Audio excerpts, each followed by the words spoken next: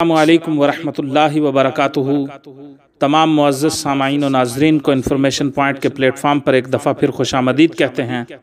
سامعین و ناظرین، مسند الفردوس میں حدیث مروی ہے کہ رسول اللہ صلی اللہ علیہ وسلم نے ارشاد فرمایا، صدقات کے ذریعے فکروں اور پریشانیوں کو حل کرو، اللہ پاک تمہاری تکلیفوں کو دور فرمائے گا اور دشمن کے خلاف تمہاری مدد فرمائے گا۔ یہ مسند الفردوس کے اندر حدیث پاک نقل ہے، اور اس میں رسول اللہ صلی اللہ علیہ وسلم نے فکروں اور پریشانیوں کو حل کرنے کا نسخہ کیمیا عطا فرمایا۔ کیا نسخہ دیا؟ صدقہ۔ فرمایا صدقات کے ذریعے فکروں اور پریشانیوں کو حل کرو، اور اسی میں تکلیفوں سے نجات کا نسخہ دیا کہ اللہ تمہاری تکلیفوں کو بھی دور کرے گا۔ کیا کرو؟ صدقہ دو۔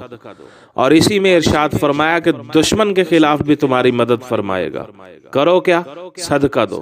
تو ایک کام کرنا ہے، صدقہ دینا ہے، صدقات دینے ہیں، اور اللہ پاک بدلے میں تین انسان کی زندگی کی مشکلات دور کرے گا، فکریں دور کرے گا، پریشانیاں دور کرے گا، تکلیفیں دور کرے گا، اور دشمن کے خلاف انسان کی مدد بھی فرمائے گا۔